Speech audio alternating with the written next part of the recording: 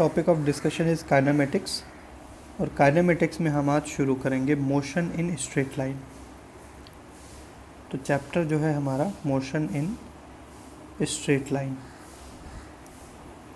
अब motion in straight line का जो सबसे पहला पोर्शन है जिसमें हम आज के वीडियो में डिस्कस करेंगे डिस्टेंस और डिस्प्लेसमेंट के बारे में।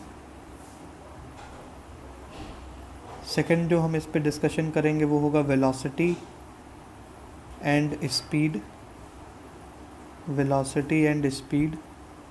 थर्ड हम इसमें बात करेंगे एक्सेलरेशन की। तो आज के वीडियो में हम इन टॉपिक्स को कवर करेंगे, distance, displacement, velocity and speed, and third जो टॉपिक है वो है एक्सेलरेशन। तो जो सबसे फर्स्ट टॉपिक है डिस्टेंस एंड डिस्प्लेसमेंट, हम इसकी बात करने जा रहे हैं। डिस्टेंस एंड डिस्प्लेसमेंट, जो पहला टॉपिक है आज का वो है डिस्टेंस एंड डिस्प्लेसमेंट। अब डिस्टेंस एंड डिस्प्लेसमेंट में एक साइड आप लिख लो डिस्टेंस, दूसरे साइड आप लिख लो डिस्प्लेसमेंट। एक एक करके डिस्कस करेंगे इनकी क्या प्रॉपर्टीज़ हैं, क्या होते हैं ये। तो सबसे पहले distance. Distance is actual path length travelled by any body. Actual path length travelled by any object.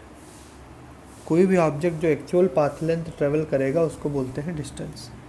Displacement में अगर हम देखें, it is shortest distance, it is shortest distance between initial and final position of the object. It is the shortest distance between initial and final position of the object.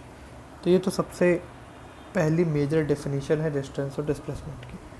Second point, distance जो है ये एक scalar quantity है और जो displacement है ये एक वेक्टर क्वांटिटी है। ठीक है।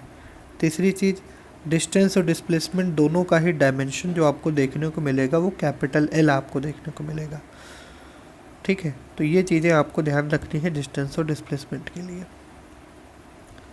नोट में अगर एक पॉइंट आप समझना चाहें तो लिख सकते हैं कि यूजुअली जब आप देखते हैं तो जो डिस्टेंस होता है, distance is always greater than equal to magnitude of displacement. इसका मतलब है कि डिस्टेंस जो होगा या तो डिस्प्लेसमेंट के इक्वल हो सकता है या डिस्प्लेसमेंट से बड़ा होगा। डिस्टेंस कभी भी डिस्प्लेसमेंट से छोटा नहीं हो सकता। इसमें हम बात करते हैं आज के फर्स्ट क्वेश्चन की। तो फर्स्ट क्वेश्चन में कहा गया है particle goes from A to B moving in semicircle,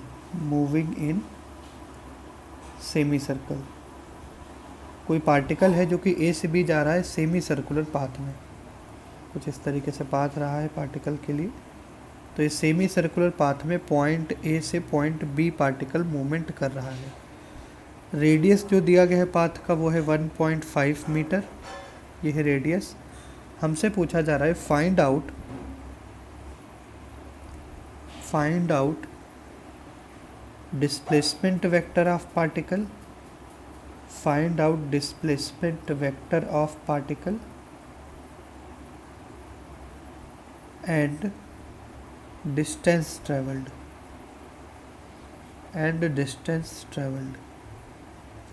displacement और डिस्टेंस निकालने के लिए कहा जा रहा है। तो अगर हम इनिशियल पॉइंट और फाइनल पॉइंट पहचाने पूरे मोशन में, तो पार्टिकल ए से बी जा रहा है, ए से बी तक जाने में जो डिस्टेंस चलेगा, तो डिस्टेंस तो सीधे सेमी सर्कुलर पाथ ये जो आपको दिख रहा है इसका लंबाई जो होगा वही डिस्टेंस हो जाएगा। तो ये डिस्टेंस आएगा पाई आर। ठीक है। रेडियस 1.5 दिया गया है तो ये आ जाएगा 1.5 पाई मीटर्स। ये मिल जाएगा डिस्टेंस। और अगर चाहिए हो हमको डिस्प्लेसमेंट, अगर आपको डिस्प्लेसमेंट निकालना हो तो डिस्प्लेसमेंट होता है इनिशियल पॉइंट और फाइनल पॉइंट के बीच का शॉर्टेस्ट गैप। अब पॉइंट ए है हमारा इनिशियल पॉइंट, पॉइंट बी है फाइनल पॉइंट। तो पॉइंट ए से पॉइंट बी की तरफ एक लाइन ड्रॉ करो। तो ये जो एरो मैंने बनाया है ये है डिस्प्लेसमेंट वेक्टर। इनिशियल पॉइंट और फाइनल पॉइंट को ज्वाइन करने वाला जो एरो है ये है डिस्प्लेसमेंट वेक्टर, और डिस्प्लेसमेंट वेक्टर की जो डायरेक्शन मैंने बनाई है वो इनिशियल पॉइंट से फाइनल पॉइंट की तरफ है। तो डिस्प्लेसमेंट अगर आप देखो तो डिस्प्लेसमेंट कितना आएगा, तो ए बी की जो लंबाई है ये हो जाएगा डिस्प्लेसमेंट का मैग्नीट्यूड, और ये कितना होगा, ये हो जाएगा 2r, 2 टाइम्स ऑफ रेडियस। तो ये मिलेगा 2 × 1.5, ये डिस्प्लेसमेंट का मैग्नीट्यूड आपने लिख लिया। अब डायरेक्शन क्या होगी, ए से बी की तरफ, इधर की तरफ हमको एक्स एक्सिस दिया गया है, ये हमको वाई एक्सिस दिया गया है। तो अगर हमको डिस्प्लेसमेंट को वेक्टर फॉर्म में लिखना है तो ये डिस्प्लेसमेंट जो है पॉइंट ए से पॉइंट बी की तरफ, दैट मीन्स वाई एक्सिस की तरफ है, तो होगा साथ में जे कैप। तो ये आएगा 3.0 जे कैप। तो डिस्प्लेसमेंट वेक्टर जो हमको मिला है, तो डिस्प्लेसमेंट मिल जाएगा 3.0 जे कैप। जे कैप क्या बता रहा है कि पार्टिकल का जो डिस्प्लेसमेंट वेक्टर है वो वाई एक्सिस की डायरेक्शन में है। कुछ इस तरीके से एरो आप देख के समझ सकते हैं। नेक्स्ट क्वेश्चन देखते हैं। नेक्स्ट क्वेश्चन में कहा जा रहा है a boy has to go 50 metre north, 40 metre east and 20 metre south to reach his school. हमसे पूछा जा रहा है कि आप इसमें बता दीजिए डिस्टेंस क्या रहा होगा, एंड सेकंड पार्ट में डिस्प्लेसमेंट पूछा जा रहा है। ये क्वेश्चन है। अब ऐसे क्वेश्चंस जिसमें डायरेक्शंस दी गई हों उनको अगर सॉल्व करना है तो पहले आप डायरेक्शंस बना लें। हमने कुछ इस तरीके से दिखाया, इधर बना दिया east west north and south. East west north south का सेंस हमने ले लिया। सपोज पार्टिकल ओरिजिन से चलना शुरू कर रहा है, सबसे पहले ये चलेगा 50 मीटर नॉर्थ, तो पार्टिकल को सबसे पहले 50 मीटर नॉर्थ में चला देंगे। सपोज पार्टिकल ओ से चलना शुरू कर रहा है, पार्टिकल ओ से पॉइंट ए पर पहुंच गया, पार्टिकल कुछ इस तरीके से चल के पॉइंट ए पर पहुंच गया और ये डिस्टेंस थी 50 मीटर। सबसे पहली चीज़ आपने यहाँ से देख ली, ये हो गया 50 मीटर, इस पॉइंट को कह दिया ए। उसके बाद पार्टिकल चलता है 40 मीटर ईस्ट, ईस्ट की डायरेक्शन में 40 मीटर चलेगा पार्टिकल, ये पहुंच जाएगा पॉइंट बी पर और ये डिस्टेंस आ जाएगा 40 मीटर। ये 40 मीटर चला है पार्टिकल ईस्ट डायरेक्शन में। And then 20 metre south, 20 metre south मतलब नीचे की तरफ, ये हो गया 20 मीटर साउथ। तो अल्टीमेटली जो पार्टिकल का पोजीशन है वो है पोजीशन पॉइंट सी पर। अब तुमको अगर डिस्टेंस निकालना है तो एक एक करके इसमें बात कर लेते हैं। अगर आपको चाहिए डिस्टेंस तो डिस्टेंस आएगा 50 metre plus 40 metre plus 20 metre, it will be 110 metre, 110 metre आपका डिस्टेंस हो जाएगा। और अगर हम निकालें डिस्प्लेसमेंट तो displacement will be shortest distance between initial and final point. अब इनिशियल पॉइंट है ओ, फाइनल पॉइंट है सी, इसको ज्वाइन करो। अब पॉइंट ओ से पॉइंट सी के बीच का जो ये डिस्टेंस हमने निकालना है ये हो जाएगा डिस्प्लेसमेंट। अब ये डिस्प्लेसमेंट निकालें कैसे, तो थोड़ा सा ज्योमेट्री लगानी पड़ेगी आपको। पॉइंट सी से अगर सामने वाली लाइन पे आप परपेंडिकुलर ड्रॉ करें 90 डिग्री एंगल का, तो ये जो डिस्टेंस आपको देखने को मिल जाएगी ये हो जाएगा, देखिए ये पूरा था 50 में से 20 अगर माइनस हो जाएगा तो ये बचेगा 30। तो इधर ये जो डिस्टेंस आई है ये हो जाएगा 30 और ये है 40। अब ये जो ट्रायंगल आपको दिख रहा है पॉइंट, इसको एम कह दो, ये जो ट्रायंगल हमको दिख रहा है पॉइंट ओ एम और सी के बीच में, ये है 40 मीटर, ये है 30 मीटर, तो ओ सी आ जाएगा 50 मीटर बाय पाइथागोरस थ्योरम। तो यहाँ पर डिस्प्लेसमेंट हमको मिलेगा ओ सी और ये आ जाएगा 50 मीटर। कैसे निकला है, पाइथागोरस थ्योरम लगा के आप सीधे सीधे लिख सकते हैं 30 का स्क्वायर प्लस 40 का स्क्वायर, इसका अंडर रूट, तो आपको यहाँ से ओ सी मिल जाएगा 50 मीटर। तो ये हमने कॉन्सेप्ट लगा के यहाँ पर डिस्टेंस और डिस्प्लेसमेंट निकाला है। जब कभी भी डिस्टेंस और डिस्प्लेसमेंट के क्वेश्चंस आते हैं तो आपको सबसे पहला काम तो यही करना है कि जब पार्टिकल का मूवमेंट हो रहा है आप देख लीजिए पार्टिकल का एक्चुअल पाथ क्या ट्रेवल हुआ है, वो आपको दे देगा डिस्टेंस, और पार्टिकल के इनिशियल पॉइंट और फाइनल पॉइंट के बीच का अगर गैप निकालते हैं तो वो दे देगा डिस्प्लेसमेंट। एक क्वेश्चन और देखते हैं इसी में। नेक्स्ट क्वेश्चन जो हमको दिया गया है कुछ इस तरीके से है कि पार्टिकल कभी भी डिस्टेंस और डिस्प्लेसमेंट के क्वेश्चंस आते हैं तो आपको सबसे पहला काम तो यही करना है कि जब पार्टिकल का मूवमेंट हो रहा है आप देख लीजिए पार्टिकल का एक्चुअल पाथ क्या ट्रेवल हुआ है, वो आपको दे देगा डिस्टेंस, और पार्टिकल के इनिशियल पॉइंट और फाइनल पॉइंट के बीच का अगर गैप निकालते हैं तो वो दे देगा डिस्प्लेसमेंट। एक क्वेश्चन और देखते हैं इसी में। नेक्स्ट क्वेश्चन जो हमको दिया गया है कुछ इस तरीके से है कि पार्टिकल सर्कुलर पाथ में, इस तरीके से एक सर्कुलर पाथ हमने डिस्क्राइब कर दिया, ये है पॉइंट ओ, यहाँ बना दिया हमने पॉइंट ए, यहाँ बना दिया पॉइंट बी। पार्टिकल जो है ये पॉइंट ए से पॉइंट बी मूव करके जाता है। अब जब पार्टिकल पॉइंट ए से पॉइंट बी जाता है तो एंगल जो सेंटर पे ये फॉर्म कर रहा है ये है थीटा, रेडियस है आर, कुछ इस तरीके से। क्वेश्चन में कहा जा रहा है find out distance and displacement, find out distance and displacement travelled by particle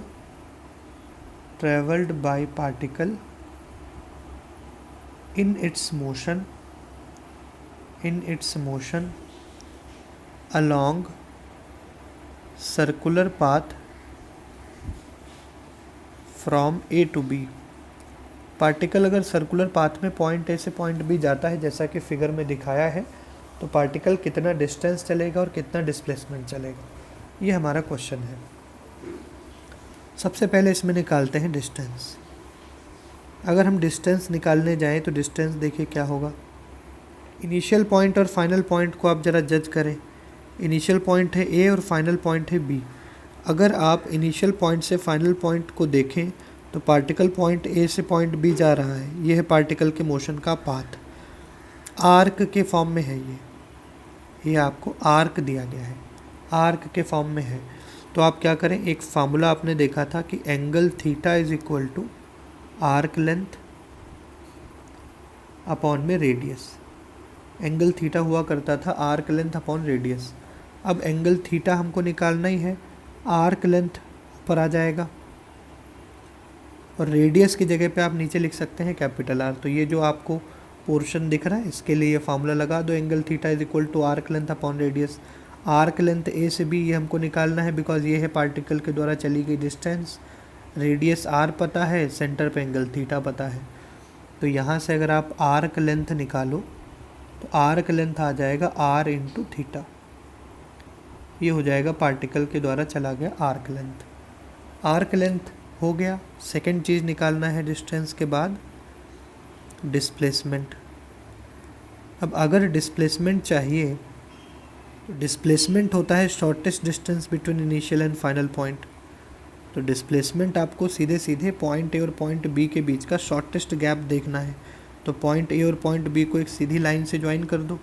अब ये ए बी की जो लेंथ होगी ये हो जाएगा डिस्प्लेसमेंट, ए बी की जो लेंथ होगी ये आ जाएगा अब ये डिस्प्लेसमेंट यहाँ पर कैसे निकाला जाए, उसके लिए जो ए बी वाला पोर्शन है ट्रायंगल का उसको हम अलग से ही फॉर्म कर लेते हैं। ये कुछ इस तरीके से दिया गया है, this is point A, this is point B, this is point O. अब आप क्या करें, पॉइंट ओ से ए बी वाली लाइन पर एक परपेंडिकुलर ड्रॉ करो। तो जब आप परपेंडिकुलर ड्रॉ करेंगे तो ये परपेंडिकुलर ए बी को दो इक्वल हाफ में डिवाइड करेगा, ये ए बी को दो इक्वल हाफ में डिवाइड करेगा। अब इस डिस्टेंस को सपोज हमने कह दिया वाई, सेंटर पे जो टोटल एंगल बन रहा था वो थीटा था, तो यहाँ पर जो एंगल बनेगा वो आएगा थीटा बाई 2 और इधर भी जो एंगल बनेगा ये भी आ जाएगा थीटा बाई 2। और सर्कल की जो रेडियस हमको दिया था वो था कैपिटल आर।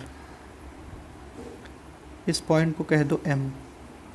तो अब अगर आप आ जाएं ट्रायंगल ओ एम बी में, ट्रायंगल ओ एम बी में, ट्रायंगल ओ एम बी में अगर मैं साइन थीटा लगाऊं तो बेसिकली यहाँ एंगल है थीटा बाई 2। ये ओ एम बी में ये राइट एंगल ट्रायंगल है ओ एम बी, इसमें ये एंगल है 90 डिग्री, ये एंगल है थीटा बाई 2। थीटा बाई 2 के सामने वाला साइड ये हो जाएगा परपेंडिकुलर, ये हो जाएगा हाइपोटेन्यूस।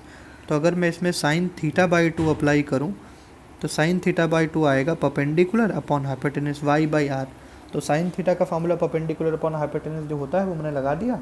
अब चूंकि थीटा थीटा बाई 2 है तो थीटा बाई 2 पुट कर दिया, और y बाई आर तो हमने एज इट इज़ रखा ही है। अब यहाँ पर अगर आप y कैलकुलेट करें तो आ जाएगा r साइन थीटा बाई 2, ये y मिल गया। अब हमको चाहिए डिस्प्लेसमेंट, डिस्प्लेसमेंट हो जाएगा 2 टाइम्स ऑफ y को अगर डबल कर दे तो डिस्प्लेसमेंट मिल जाएगा। तो डिस्प्लेसमेंट होगा AB, और AB होगा 2 times of y, that means 2r sine theta by 2। Displacement हो जाएगा आपका 2r साइन थीटा बाई 2। तो इस तरीके से अगर पार्टिकल सर्कुलर आर्क में मूव करता है तो पार्टिकल का जो डिस्प्लेसमेंट का वैल्यू आएगा वो आएगा 2r साइन थीटा बाई 2, और जो पार्टिकल का डिस्टेंस आएगा वो होगा आर्क लेंथ के इक्वल। ये पार्टिकल का डिस्टेंस है जो कि पार्टिकल के आर्क लेंथ के इक्वल है, और ये आया है r थीटा। तो डिस्टेंस एंड डिस्प्लेसमेंट में जो क्वेश्चंस थे वो मैंने आपको करके दिखाए। इसके बाद हम बात करेंगे स्पीड और वेलोसिटी। एक तरफ लिख लो स्पीड और दूसरी side velocity.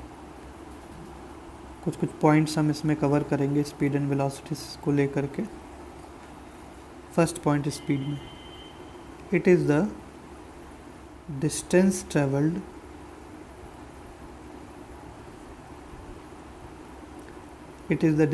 Travelled in unit time.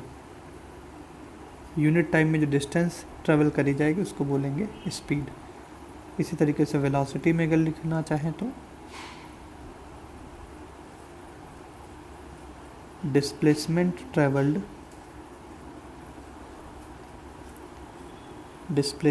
Travelled per unit time, displacement travelled per unit time is known as velocity. Displacement travelled per unit time is known as velocity. अब speed में second point है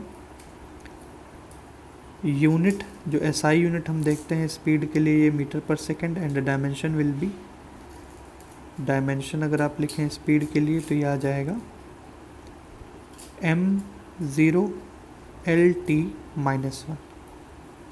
ऐसी तरीके से अगर आप velocity के लिए भी लिखें तो वेलोसिटी का भी यूनिट सेम होता है मीटर पर सेकंड, बट अगर डायमेंशन की बात करें तो डायमेंशन भी आपको मिल जाएगा m0LT-1। Third point, speed is a scalar quantity and velocity is a vector quantity. तो ये कुछ पॉइंट्स हैं स्पीड और वेलोसिटी को लेकर के। यहाँ पर जो कि मोशन इन स्ट्रेट लाइन हम पढ़ रहे हैं तो ऐसे में एक पॉइंट हम नोट कर लेते हैं कि इफ़ पार्टिकल इज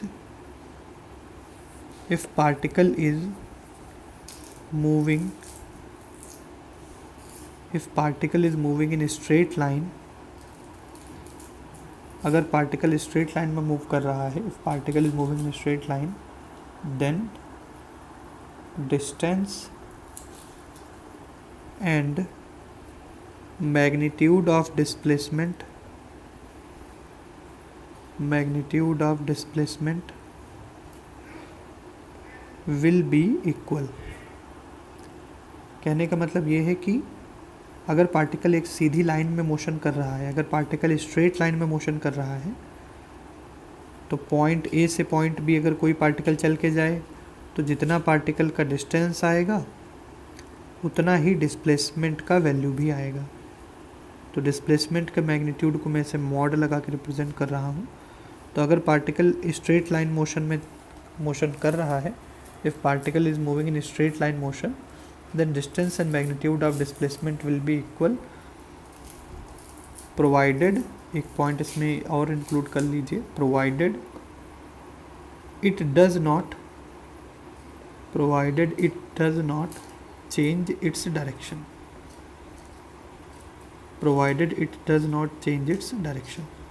मतलब पार्टिकल अपनी डायरेक्शन चेंज नहीं करेगा। डायरेक्शन अगर चेंज कर देगा तो डिस्प्लेसमेंट और डिस्टेंस दोनों अलग अलग आएंगे, बट अभी के लिए अगर डायरेक्शन चेंज नहीं हो रही है तो डिस्टेंस और डिस्प्लेसमेंट दोनों इक्वल होंगे। पार्टिकल पॉइंट A से पॉइंट B मोशन कर। इसके बाद हमारे पास स्पीड को लेकर के दो अलग टर्म्स हैं, वेलोसिटी को लेकर के भी दो अलग टर्म्स हैं। एक एक करके पहले इनको डिफाइन कर लेते हैं। स्पीड में दो तरीके से स्पीड आपसे लिखवाई जाएगी, एक तो होगा एवरेज स्पीड, दूसरा इसमें आपको देखने को मिलेगा instantaneous speed. Average speed and instantaneous speed. इसी तरीके से वेलोसिटी में भी इसी तरीके से टर्म आप लिख सकते हैं, एक तो एवरेज वेलोसिटी और दूसरा जो इसमें आएगा वो आएगा instantaneous velocity. Average velocity and instantaneous velocity. अब एवरेज स्पीड अगर आपको लिखना है तो एवरेज स्पीड का जो फार्मूला है ये होता है total distance upon total time. Average speed का जो फार्मूला है वो है total distance upon total time. ये पार्टिकल ने टोटल डिस्टेंस कितना चला है उसको अगर टाइम से आप डिवाइड कर दे तो यहाँ से एवरेज स्पीड मिल जाएगा। और अगर एवरेज वेलोसिटी चाहिए तो एवरेज वेलोसिटी के लिए आपको फार्मूला मिलेगा total displacement upon total time. अगर टोटल डिस्प्लेसमेंट को हम डिवाइड कर दें टोटल टाइम से तो यहाँ से एवरेज वेलोसिटी मिल जाएगा। अब दो टर्म बचे हैं, instantaneous speed and instantaneous velocity. इनका भी डिस्कशन कर लेते हैं। देखिए वेलोसिटी जो है ये वेक्टर क्वांटिटी है। अगर आप वेलोसिटी v लिखते हैं तो ये आएगा ds/dt। ds/dt वेलोसिटी अगर आप लिखना चाहते हैं तो वेलोसिटी होगा ds/dt। इसका मतलब ये कि अगर डिस्प्लेसमेंट को टाइम के रिस्पेक्ट में डिफरेंशिएट कर दिया जाए तो यहाँ से वेलोसिटी आ जाएगा जो कि पार्टिकल का इंस्टैंटेनियस वेलोसिटी होगा। इंस्टैंटेनियस स्पीड निकालने के अलग से कुछ नहीं करना है। जो आपने इंस्टैंटेनियस वेलोसिटी निकाला है अगर उसी का हम केवल मैग्नीट्यूड देखने लग जाएं, जैसे ds/dt इंस्टैंटेनियस वेलोसिटी है, अगर इसी का मैग्नीट्यूड हम ले लें तो ये जो मैग्नीट्यूड हो जाएगा ये हमको दे देगा इंस्टैंटेनियस स्पीड। ये टर्म हमको ध्यान रखना है। तो इंस्टैंटेनियस वेलोसिटी का फार्मूला ds/dt, इंस्टैंटेनियस स्पीड का फार्मूला है ds/dt का मैग्नीट्यूड, एवरेज स्पीड का फार्मूला है total distance upon total time और एवरेज वेलोसिटी का फार्मूला है total displacement upon total time. तो इंस्टैंटेनियस वैल्यूज़ को हम आगे कैलकुलेट करेंगे। अभी के लिए एवरेज स्पीड और एवरेज वेलोसिटी के कुछ क्वेश्चंस देख लेते हैं। सबसे पहले स्टैंडर्ड केस है case first. If particle moves in straight line path, if particle moves in a straight line path, if particle moves in a straight line path and covers distance d into equal intervals of time, into equal intervals of time with velocities v1 and v2, with velocities v1 and v2. Find out average speed, find out average velocity of particle। Particle का average velocity हमसे पूछा जा रहा है। Question में कहा जा रहा है particle moves in straight line path and covers distance d। Particle a से b तक सपोज स्ट्रेट लाइन पाथ में जा रहा है और d डिस्टेंस पार्टिकल कवर कर रहा है। तो स्ट्रेट लाइन पाथ में अगर पार्टिकल d डिस्टेंस कवर कर रहा है एंड d डिस्टेंस कैसे कवर कर रहा है, into equal intervals of time. Time के दो इक्वल इंटरवल्स में, तो हमने मान लिया दो इंटरवल। पहला इंटरवल मैंने कह दिया t टाइम का है और दूसरा इंटरवल भी हमने कह दिया t टाइम का ही है। तो टी टाइम के दो इक्वल इंटरवल्स मान लिए। पहले इंटरवल में पार्टिकल का जो वेलोसिटी होता है वो v1 होता है और दूसरे इंटरवल में पार्टिकल का वेलोसिटी v2 होता है। अब इसमें हमको एवरेज वेलोसिटी चाहिए, एवरेज वेलोसिटी। अब एवरेज वेलोसिटी निकालना है हमें यहाँ पर। तो एवरेज वेलोसिटी का फॉर्मूला लिख लें पहले, total displacement upon total time. तो टोटल डिस्प्लेसमेंट जो पार्टिकल ने कवर किया है पूरे मोशन में ए से बी तक, ये आपको दिया गया है स्मॉल डी। और टोटल टाइम जो लगा होगा, तो टोटल टाइम अगर आप निकालना चाहते हैं तो यहाँ पर टाइम है टी और यहाँ पर भी टाइम है टी, तो टोटल टाइम हो जाएगा टी प्लस टी, तो यह आ जाएगा डी बाई टू टी। ये मिल गया D by two T.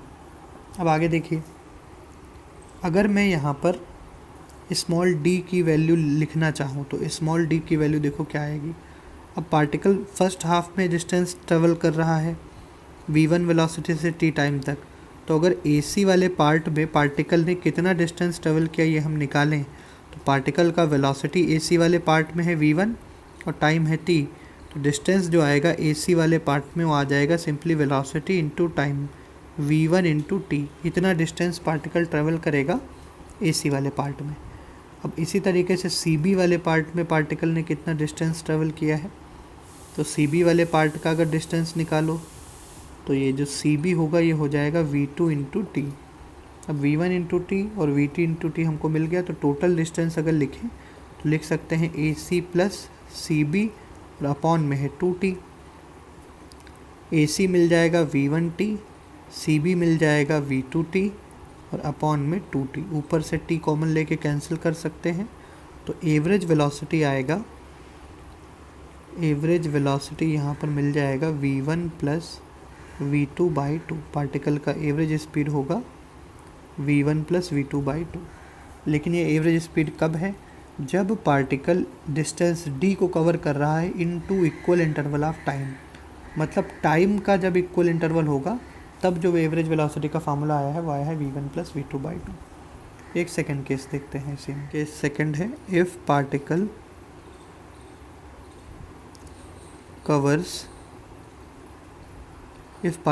Covers distance d in to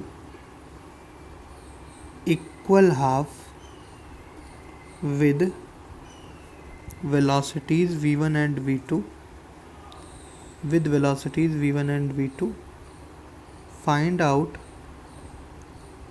average velocity of the particle, find out average velocity of the particle।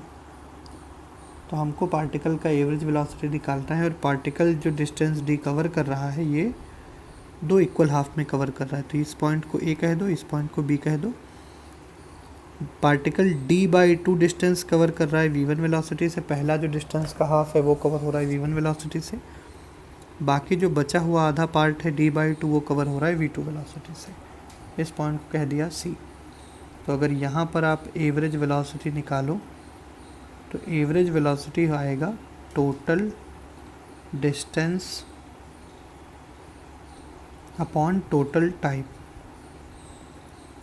अभी total distance ए से B तक का दिया गया है d, टोटल टाइम जो लगेगा वो हमको निकालना है, तो टोटल टाइम जो लगेगा t वो हमको निकालना है। अब देखिए ए से सी तक का जो पहला पार्ट है मोशन का उसमें जो टाइम लगेगा उसको हमने कह दिया t1, सी से बी तक का जो दूसरा पार्ट है उसमें जो टाइम लगेगा उसको कह दिया t2। तो अगर आप t1 निकालते हैं तो t1 हो जाएगा डिस्टेंस अपॉन वेलोसिटी। इसी तरीके से जो दूसरा वाला टाइम निकालेंगे t2, ये हो जाएगा डिस्टेंस अपॉन वेलोसिटी। अब वैल्यू पुट करें तो ये आ जाएगा d अपॉन, अब टाइम टोटल टाइम लिखना है नीचे, तो AC वाला टाइम प्लस CB वाला टाइम, दोनों टाइम को ऐड कर दो, तो t1 आ जाएगा d by two v1, t2 भी आ जाएगा d बाई टू v2। अब इसमें क्या करें, कॉमन जो मिल रहा है हमको d बाई टू कॉमन निकाल लिया, अंदर बचेगा 1/v1 प्लस 1/v2। अब यहाँ LCM लेके सॉल्व करना है, तो d से d कैंसिल आउट, यह आएगा 1/v2 प्लस v1/v1 v2, ये LCM ले लिया और नीचे 2 तो था ही। अब इसको रिवर्स करेंगे तो 2v1 v2 ऊपर चला जाएगा, नीचे बचेगा v1 प्लस v2। तो ये एवरेज वेलोसिटी पार्टिकल का आया है निकल के यहाँ पर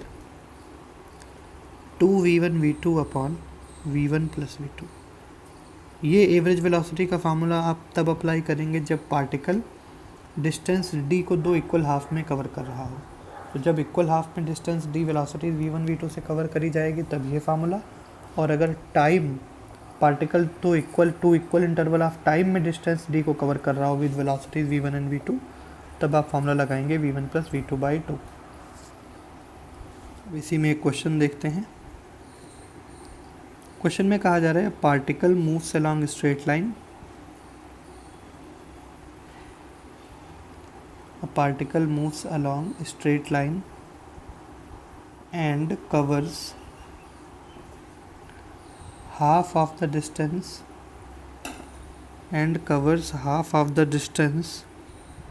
with speed 3 meter per second. The other half of distance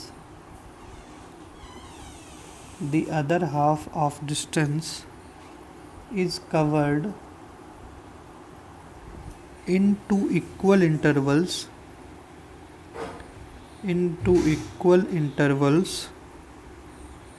with speed 4.5 meter per second and 7.5 meter per second। ठीक है, हमसे पूछा गया है average speed of particle, question साथ साथ में लिख लिया करें। तो यहाँ पर आएगा एवरेज स्पीड जो कि हमको निकालना है।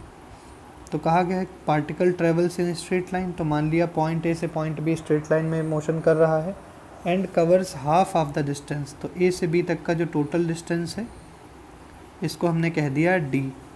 आधा जो डिस्टेंस रहा होगा d/2, इसको पार्टिकल कवर कर रहा है 3 मीटर पर सेकेंड से, पहला पार्ट हो गया।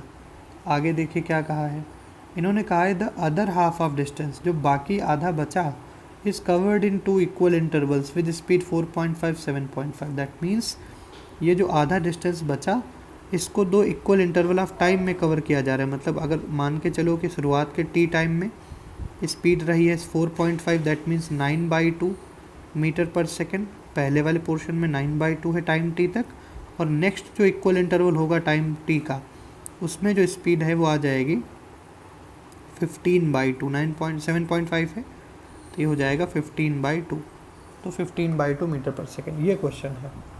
अब इस क्वेश्चन में देखिए, पहले अगर हम चाहें तो डायरेक्टली फार्मूले से भी कर सकते हैं, अगर चाहें तो जो हमने बेसिक फार्मूले देखे हैं एवरेज स्पीड और एवरेज वेलोसिटी के, वहाँ से भी कर सकते हैं। तो पहले यहाँ देखिए, ये जो बाद का पोर्शन दिया गया है इसमें पार्टिकल डिस्टेंस d/2 को कवर कर रहा है 2 इक्वल इंटरवल्स ऑफ टाइम में। तो अगर इस बाद वाले पार्ट में तुम एवरेज वेलोसिटी लिखना चाहो, अब चूँकि यहाँ पार्टिकल स्ट्रेट लाइन में चल रहा है इसलिए एवरेज स्पीड और एवरेज वेलोसिटी दोनों इक्वल होंगे। तो अगर मैं एवरेज स्पीड लिखता हूँ बाद वाले पार्ट के लिए जिसमें particle 2 equal interval of time में डिस्टेंस d/2 ट्रेवल कर रहा है, तो हमने आपको बताया था कि जब particle equal interval of time में ट्रेवल करे तब एवरेज वेलोसिटी का फार्मूला आता है v1 प्लस v2/2।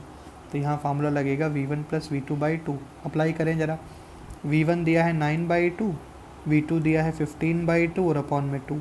अब इसको जब सॉल्व करोगे 9 + 15 यह आ जाएगा 24/4।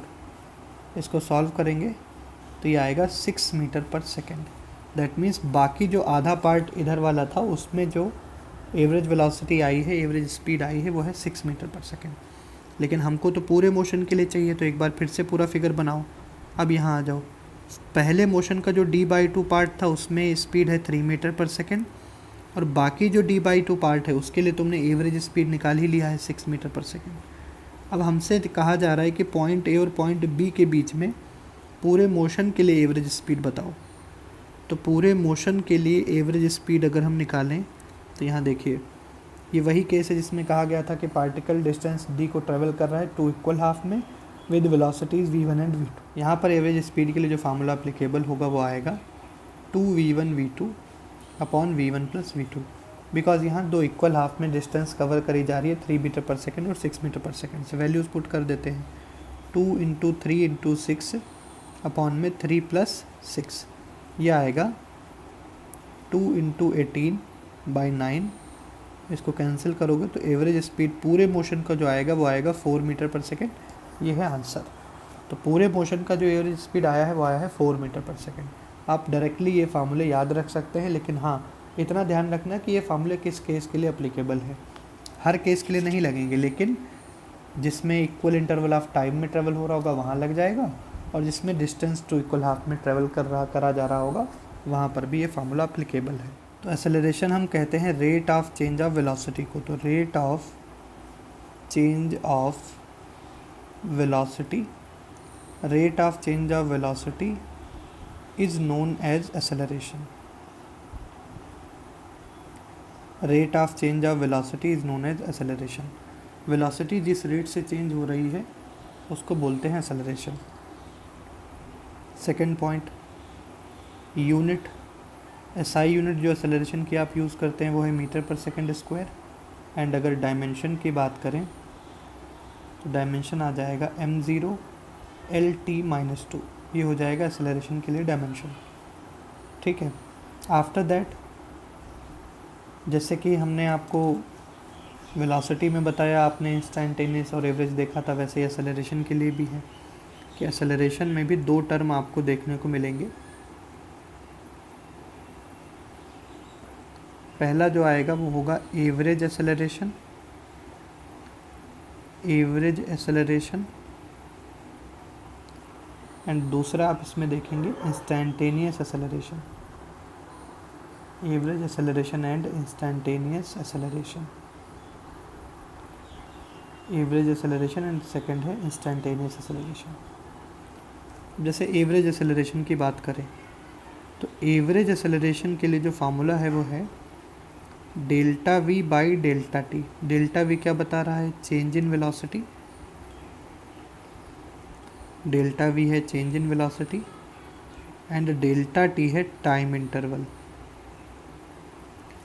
तो एवरेज एक्सेलरेशन का फार्मूला जो आपको मिलेगा वो होगा change in velocity upon time interval. इसी तरीके से अगर इंस्टेंटेनियस एक्सेलरेशन के लिए फार्मूला देखें तो जो वेलोसिटी है अगर उसको टाइम के रिस्पेक्ट में एक बार आप डिफरेंशिएट कर दें तो यहाँ से एक्सेलरेशन आपको मिल जाएगा। या फिर जैसे डी बाई डी टी आपने लिखा है, इस इक्वेशन को अगर ऊपर नीचे आप डी एस से मल्टीप्लाई कर दें, मैंने ऊपर नीचे डी एस से मल्टीप्लाई कर दिया।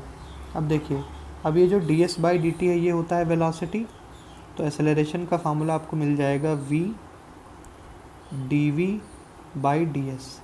ये एक्सेलरेशन का दूसरा फार्मूला आपको मिल जाएगा।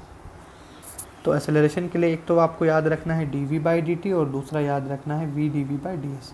एक चीज़ और, जैसे ये तुमने d v by d t लिख रखा है तो a is equal to d v by d t है, और वेलोसिटी हमको पता है होता है d s by d t. तो अगर v की जगह पे मैं d s by d t लिख दूँ तो यहाँ से एक्सेलरेशन का एक और फॉर्मेट में हमको फार्मूला मिल जाएगा d2s बाई dt2, इस तरीके से। तो ये एक्सेलरेशंस के फार्मूले हैं जो हमको ध्यान रखने हैं, इनका हम आगे यूज़ करेंगे जब भी इंस्टेंटेनियस वैल्यूज़ को हम कैलकुलेट कर रहे होंगे। तो इस पर्टिकुलर पॉइंट को भी आप ध्यान रखेंगे।